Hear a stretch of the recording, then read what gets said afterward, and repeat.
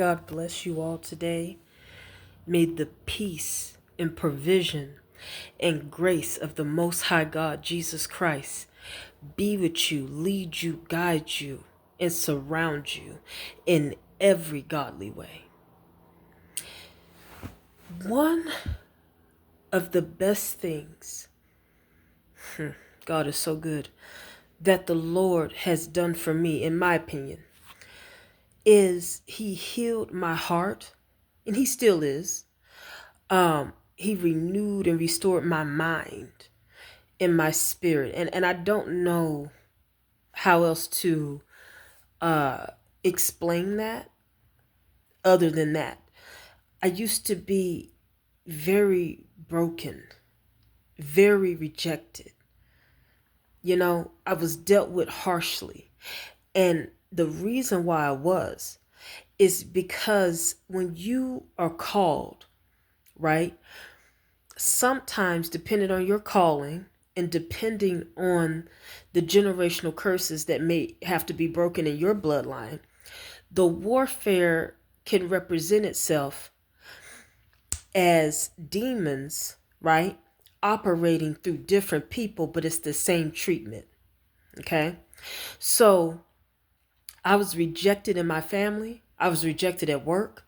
I was rejected at school. I was rejected by friends. It was the same spirit, okay, in different people, not because of them. Now, yes, they didn't have to behave that way, and they should have been in Christ enough to not be used by the enemy.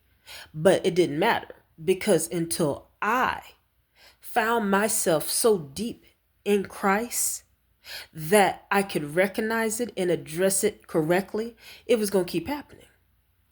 In my family, and I don't remember if it was me, my aunt, my cousin, one of us came up with this thing where we're like, well, demons are wearing people like skin suits. And that's literally what it is. That's sometimes how a generational curse represents itself.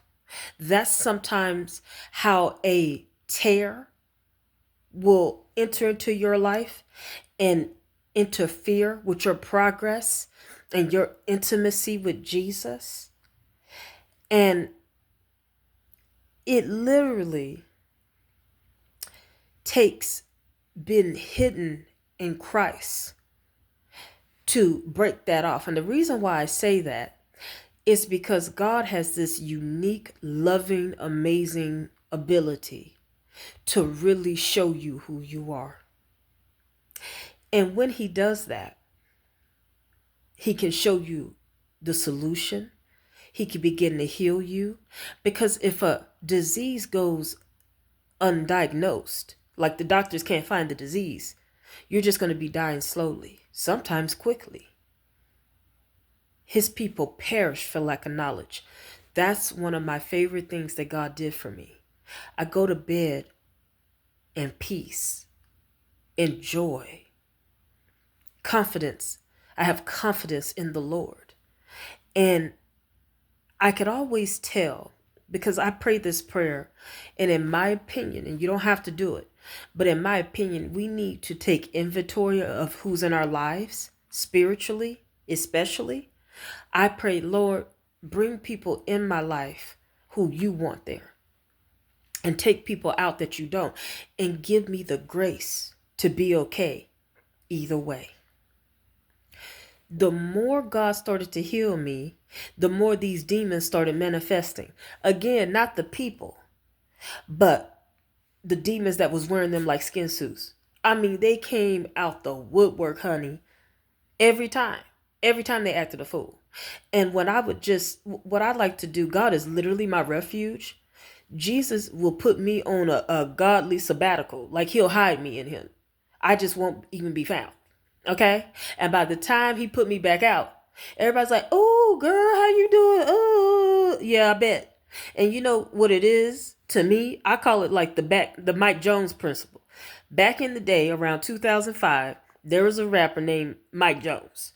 And he had a song, and I don't even remember the song, but the highlight verse was, back then they didn't want me, now I'm hot, they all on me. And this has literally, I think Mike Jones called to be a prophet or something. And I'm not trying to be facetious, okay?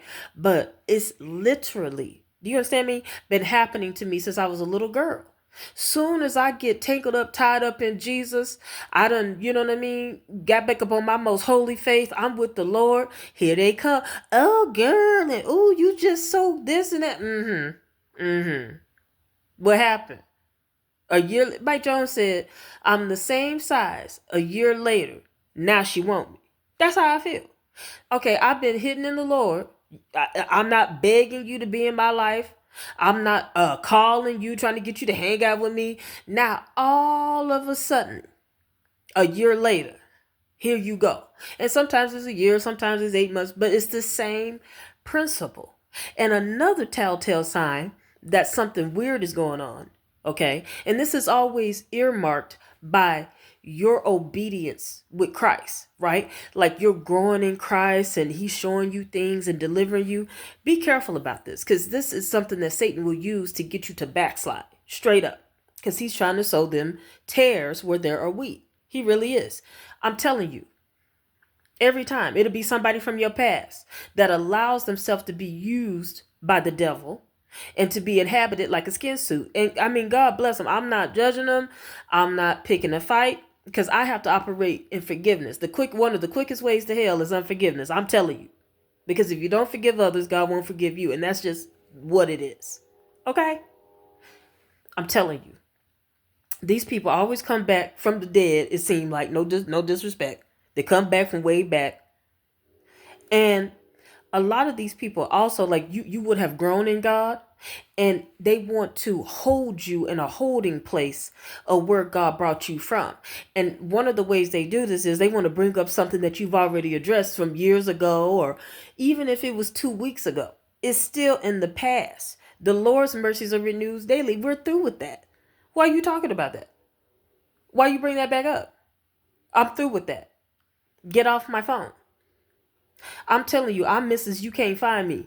I am with the Lord. I don't want to talk. No disrespect. I don't want to talk. What are we talking about? Because listen. You know, Satan comes in when there's too much wiggle room. We don't need that. We're on the narrow path. Okay? Narrow is the way that leads to the Lord. Okay? If somebody in your life is not cultivating your relationship with Jesus, not helping you mature in Jesus, you're not serving them so they can grow in Jesus, you're not praying with each other or for each other in Jesus, into Jesus, you're not glorifying Jesus together, what y'all doing? And why are you doing it? Why? I don't argue with demons because that's what you are. And it goes past the person. I'm telling you, they wearing them like skin suits. And don't be shocked and don't be confused. That sometimes they wear your mama like a skin suit. Sometimes they wear your husband like a skin suit. Sometimes they wear your child like a skin suit. Ignore them. We do not argue with demons. We don't explain ourselves to demons. We address demons in the secret place of prayer before the Most High God, Jesus Christ. Period. We don't deal with them. Because back then you didn't want me. Now I'm hot, you all on me. What do you want? I am with the Lord. Sometimes you just got to be with Jesus. He's the way. He's the truth. He's the light. Do not argue with demons and shake the haters off. Just shake them. Don't even pay attention. Sometimes you see a dog, after certain people pet them, they just shake it off. They shaking the stress off. They don't even deal with it. They like, no, shake it off. Shake it off. Do not let them offend you, because the spirit of offense will have you broke, depressed, and suicidal. Mark my words. Let it go. Don't be dismayed by their words or their looks. Listen, God bless you today. God be with you today. Let him nourish your soul. I pray to God that you can taste and see that the Lord is good, because I most certainly have. I'm living proof. He's able. He's able. God bless y'all. Goodbye.